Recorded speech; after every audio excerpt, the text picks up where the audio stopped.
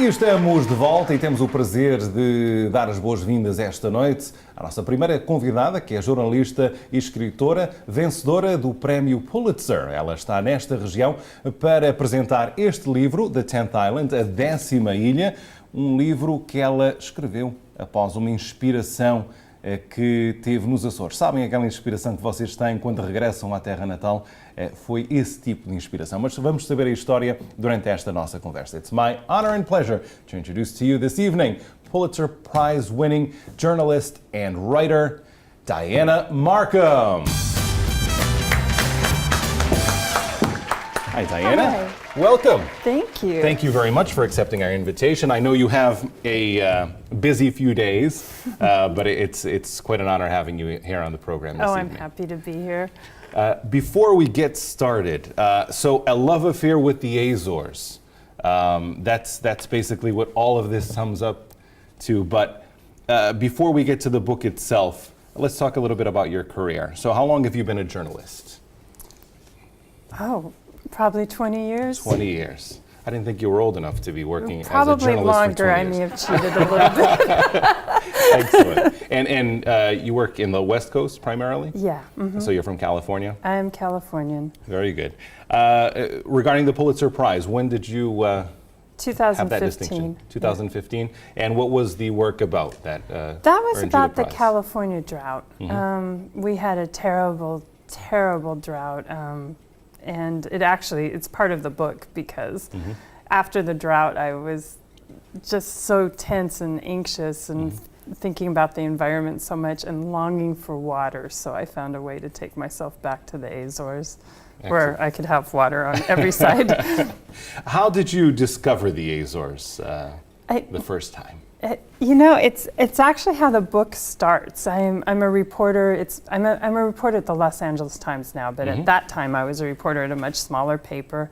And a photographer showed me this picture of a man plowing fields with two oxen, and talking on his cell phone. And she said, I took this picture, I was driving past, I didn't have time to talk to him, but do you think there could be a story there? And I was like, yeah.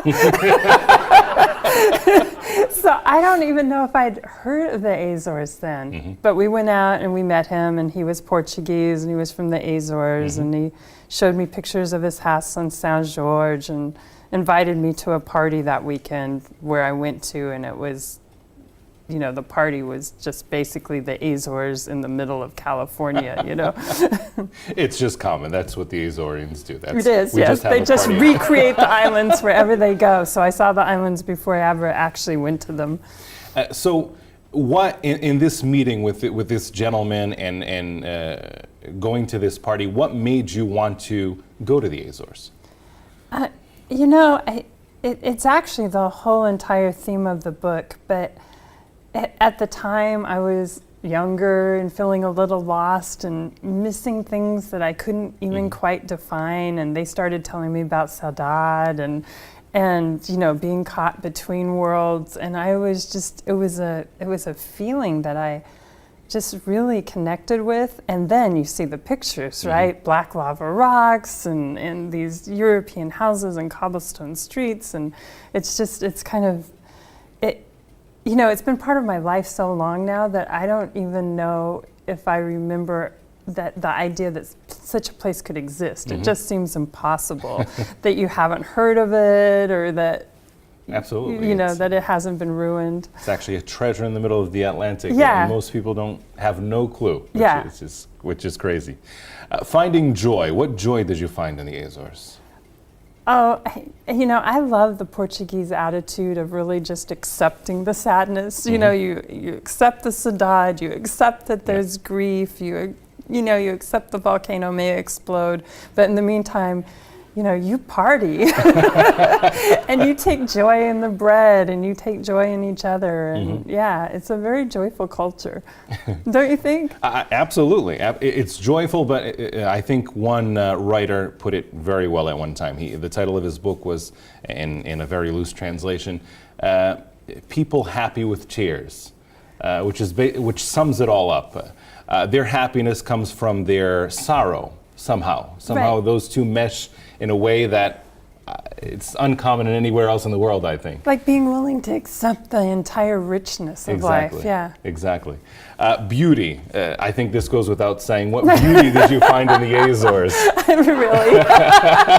Well, let's see. There's black lava rocks. There's ocean on all sides. What there's most green impressed volcanoes. you about this natural beauty that you found? You know, for me, there's just something about the ocean. When you look out at the ocean, like something inside you just, you know, you put your shoulders back, you feel better. There's something out there. I love that. I love the hortensias and I mean the hydrangeas. You did a great job saying it. The hedges of flowers and the green, you know, it's just, unless you've been there, you can't even imagine that there's green that green. So, although I don't want to be talking about this because I don't want even more tourists to go, so let's... so that it remains untouched for the most part, right? It's okay. It's all right. It doesn't suck. Now, the unexpected love. What was the unexpected love you found in the Azores? You know, it's interesting because I was having a Portuguese friend tell me what unexpected love I found in the Azores, and I said, well, you know, I wrote the book. She's like, no, you got it all wrong. You don't understand what you found.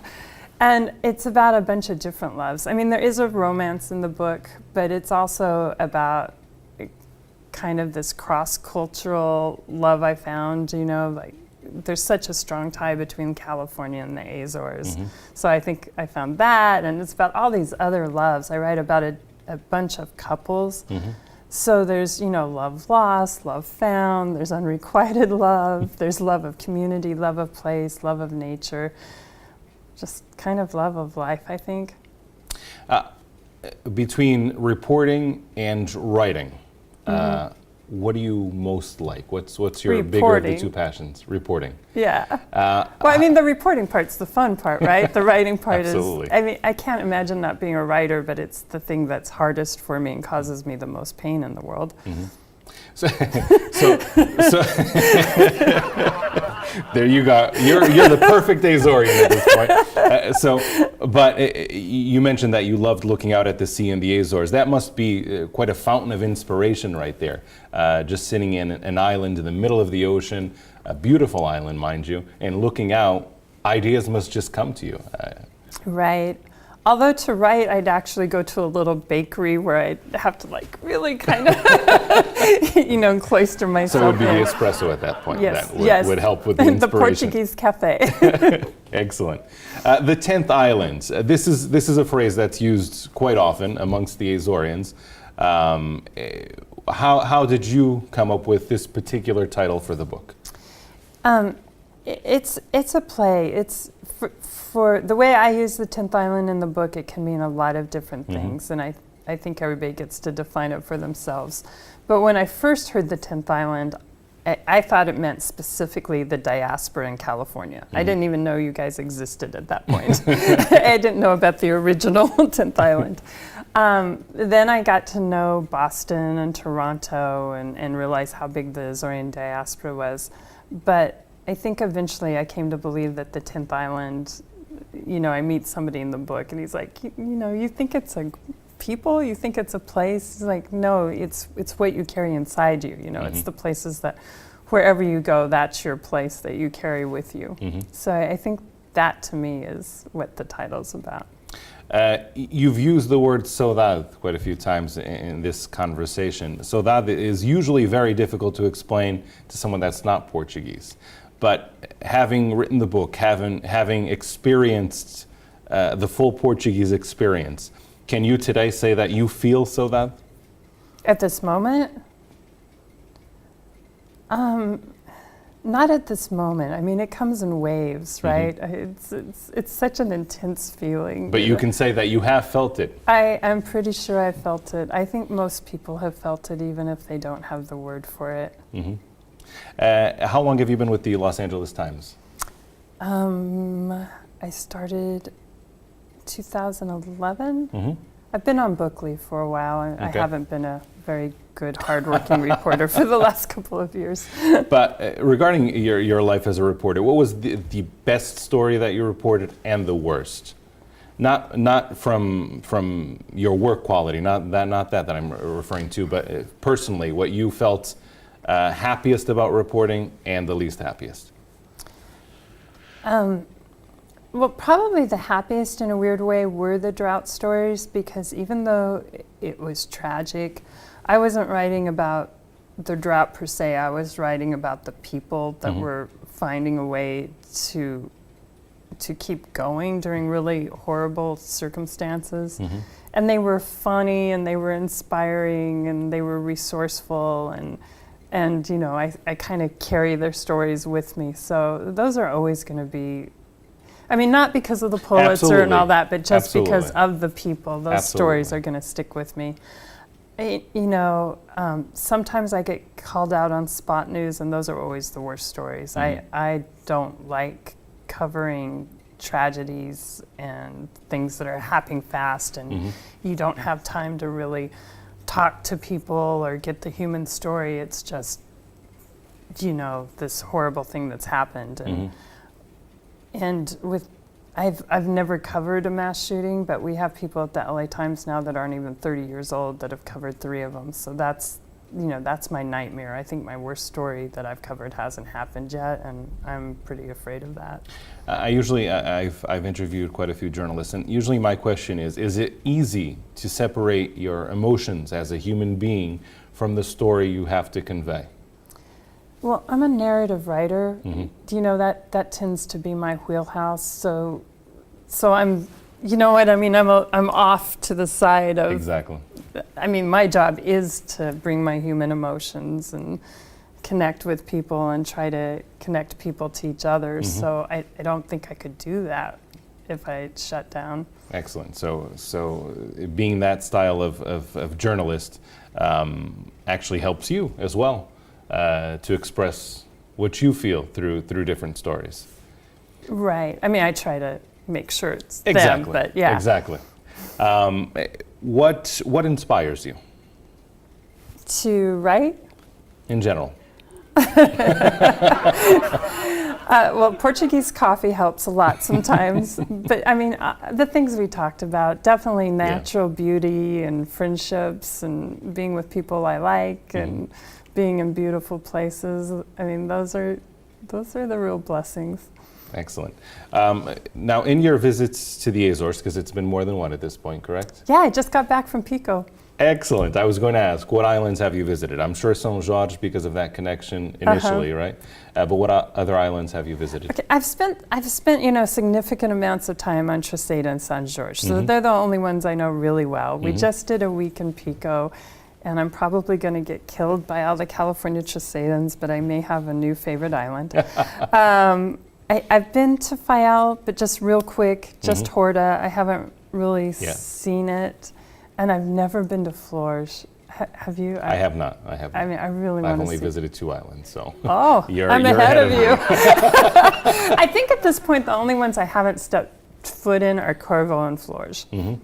And do you have interest, obviously, in visiting these 2 islands? Yes. Oh, yeah. How do you feel about bullfights now that you've spent a lot of time in Terceira? Oh, you're just trying to get me in trouble. I am not. That's not fair.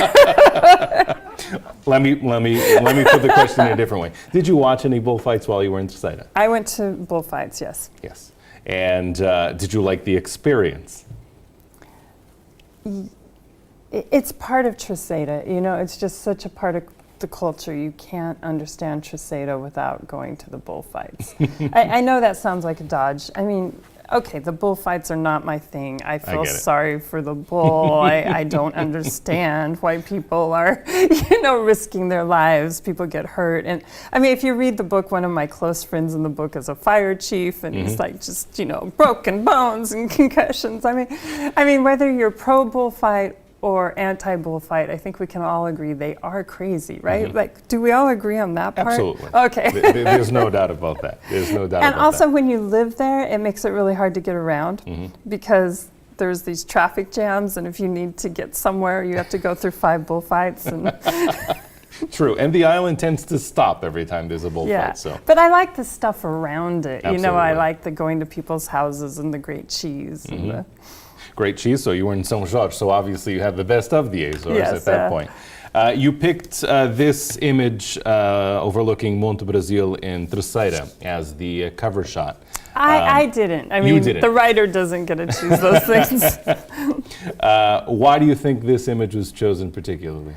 I don't know. I kind of protested at first because I'm like, no, that's the biggest city, and my book takes place on the north side of the island. And they were laughing at me because, you know, I mean, I hope Azorians read the book and like the book, but it's marketed to a bigger audience, and they're like, you know, they are not going to think of that as a big city looking at it, right? Like, unless you've been to the Azores, this is a village. I'm like, no, that's not a village, that's Angra. But I've come to like it. I think it's really beautiful. It is. It's such a, and going back to the bullfights, it's kind of ironic how this mountain actually resembles the traditional bullfighter's cap in the arena in an island that has so much tradition. Oh my gosh, you're right. I never saw that before. Is that an accepted thing? I don't know. I've actually never said that publicly. I've always thought that since I was a child. But You here we are go. totally right. Yeah. Now, you've come to this area and you've made 4 great presentations at different universities. You started with UMass Dartmouth, correct? You continued on to UMass Lowell. I think it was Dartmouth, Lowell. I'm getting a little confused on and Rhode Island College and Brown University. Brown University. And it must be wonderful to be able to come on the East Coast where there is such a great Azorian community that differs from the one on the West Coast and present this book. Now, if anyone is interested in acquiring The 10th Island, the book obviously, how can we do so? I think they're carrying it at most of those schools' bookstores, but the easiest way, of course, is just Amazon. Amazon. And now, I don't know if there is one, but if there isn't, is there any intention to translate the book to Portuguese? You know, I just got an email today from a Portuguese publisher that wants wonderful. to buy the Portuguese rights, and I think that would be... I've been trying to learn Portuguese for a really long time, so I thought, wouldn't that be cool if I could learn it from my own book? Talk about irony, right? Yeah. No, very good, excellent, and I hope it does happen because I think you have a wonderful work here that should be read by as many people as possible, and if we can get this over to the Azores and have the Azorian population read it as well, I think it'll be very, very successful. Oh, obrigada. But de nada. What was after visiting the Azores, writing this book, what was the best thing that you were able to absorb throughout all of this experience? Wow, you ask really hard questions. I mean, I think I absorbed how, you know, if you can be very specific about something, how universal it becomes, you know, the more specific you are, the more it's shared by everyone in the world. Like this book, I really tried to write about the Azores, you know, everything specifically Azorian and this unique diaspora. But I was in a cab in DC and there was this Bangladeshi cab driver that was asking me what I did and stuff, and I ended up telling him about the book and about how when the diaspora goes back from California, they're sometimes a lot more conservative and the culture's like this than the people that live there. And he was like, oh, this is my story, you know? And I just thought that was really cool. He said that it's the same way in Bangladesh. It's interesting how so many different cultures can relate to each other in certain aspects, such as this. I mean, I think the immigration in general has a common denominator that is throughout all of these ethnicities, but the connection to the homeland as well. Although many left for the worst of reasons, there's always some sort of happy connection back home, which is amazing to find as well. Yeah. Now, going forward, do you have any trips planned in the near future to go to the Azores? I know you just came back from Pico, but someone who enjoys the Azores so much, do you have any plans to go back anytime You know, soon? they invited me to a literary festival in San Miguel in November. They're having a bunch of mainland writers and a couple from, I think, the States and Brazil. And so that's going to be interesting to meet all these people who are writing about Portugal. Absolutely. Any intention on the 11th island? Let's get the 10th going first, right? Yeah. Very good. And to think it all started with a farmer on his cell phone. Yeah. I mean, I just love that one picture. To anyone at home who's not Portuguese but may be watching the show, it's very different when a Portuguese person or an Azorian per se tells somebody the islands are beautiful, you have to visit it. But someone who's not Portuguese discover the Azores, and I mean, there had to be a big interest on your part, because between someone telling you, oh, it's the Azores, this is how it is, and you taking the interest to actually visit and go forward with writing such a wonderful book, it must have taken a lot as well. Because we can tell most people, oh, the Azores is beautiful. Oh, yeah, absolutely. He's talking good about it because it's his country. Yeah. But what would you say to someone who is not Azorian about the Azores and why they should visit it? Well, see, I would tell them not to visit it unless they're a certain kind of person. Because, well, no, I mean, I really am serious. I get it. I mean, there's hundreds of reviews of this book on Amazon, and all of them say, not all of them, but most of them say, I'm going to go to the Azores. And after a while, I started getting worried. I want people to see the Azores, but I mean, we've got a real question with tourism, because Azores needs tourism. Their economy depends on it.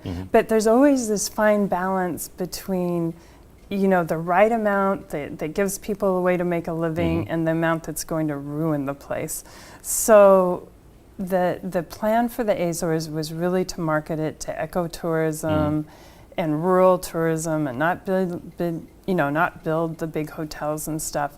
But it's very vulnerable now because of the European crisis and the things that are changing. So I don't want to be the person that says, you know, let's have lots of travel zoo deals. I want to say, if you really appreciate natural beauty that you can't even imagine, and you like the outdoors, you want to go on hikes, you're interested in culture, then by all means go to the Azores. But if you have ever in your life thought about booking a Club Med vacation, or your idea of fun is the Las Vegas Strip, please don't go. You're going to be bored. You know, it's a place for people who want to watch the corn grow and drink wine with some friends. It's not. It's a meditation vacation. Yeah, like we don't need mass tourism in the Azores. We need the right tourism in the Azores. Absolutely. What was your favorite dish in the Azores? Okay. This is really hard. I'm Californian, and I'm mostly vegetarian. So the first time that I was going to the Azores, Almano Costa, he's a Azorean scholar that helped me put this all together, he was saying, you're not vegetarian. And I was like, well, I'm not completely vegetarian. Once in a while I eat. And he's like, no, you're not vegetarian. And he kept saying it. It's changed. I mean, that was 15 years ago. But back then, you know, Treseda especially really liked their meat. So they really do. Alcatra, I'm sure you had tried at least Alcatra, no? I have tried Alcatra. I've tried everything. And you know, of course, when I'm with Azorean friends, it's always like, oh, we're going to take you to an Azorean restaurant. But I mean, the thing is that I do love grilled fish. So, which is wonderful as yes, well. that's well, yeah. I just always have to ask, can I have like a lot more, you know, because they'll give you like one little carrot, even though they have these great gardens. They're not really appreciative of these amazing vegetables that they're growing. They're just like garnish for the cow. Am I being unfair? Am I going to get in trouble? Not at all. I mean, it is what it is. And all the Californians, like, if you ask them, why do you go back every summer? It's the food. And I do love the bread and cheese. Absolutely, absolutely. Thank you very much, Diana. Thank you. It was quite a pleasure having you on the program, and thank you for taking some time to be with us here. And much success. And when the 11th island comes about, Come on, I'll let you come know on first. down. Okay. Thank you very much, Diana. Thank you. Senhoras e senhores, Diana Marcum, que é a autora do livro The 10th Island, podem adquirir através do Amazon ou então nas universidades de Dartmouth, Rhode Island College e também Brown University, nas livrarias dessas universidades pode adquirir este livro, The 10th Island, que vale a pena ler. Uma excelente história de alguém que não é português sobre os Açores. Assim, finalizamos esta primeira parte. Voltaremos já com mais para si aqui na Hora Quente.